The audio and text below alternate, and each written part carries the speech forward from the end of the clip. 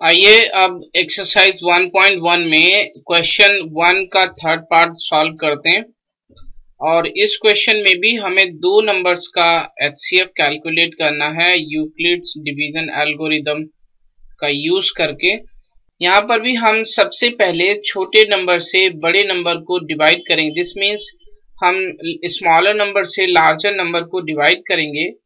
और यहाँ पर 255 स्मॉलर है 867 से, तो हम 255 से डिवाइड करेंगे 867 को, और ये 3 टाइम्स जाएगा यहाँ पर। और इस स्टेज में जो रिमाइंडर है वो बचेगा 102 यानी 102। और यूक्लिड डिवीजन लेमा का यूज करके हम इस डिवीजन प्रोसेस को इस तरह से लिख सकते हैं कि हमने 867 को डिवाइड किया था 255 से, कोशिएंट 3 था, और जो रिमाइंडर बचा है वो है 102। और बाय यूक्लिड डिवीजन एल्गोरिदम जब तक कि रिमाइंडर 0 ना हो तब तक हम इस प्रोसेस को रिपीट करते हैं।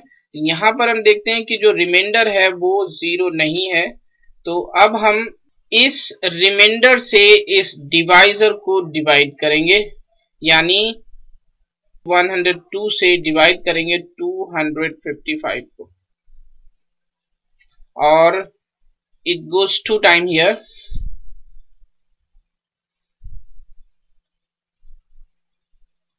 और रिमाइंडर बचता है 51।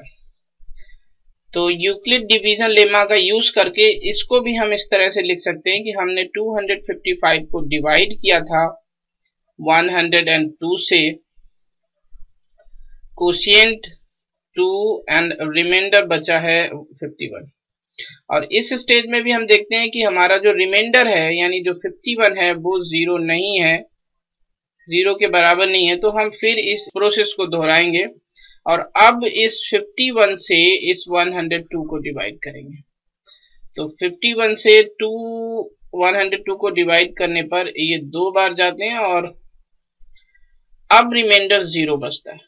तो इस डिवीजन प्रोसेस को हम इस तरह से लिखेंगे कि 102 को डिवाइड किया था 51 से, कोशिएंट 2 था, रिमाइंडर 0। तो यूक्लिड विभाजन एल्गोरिदम द्वारा इन दोनों नंबर्स का जो एचसीएफ है यानी 867 और 255 का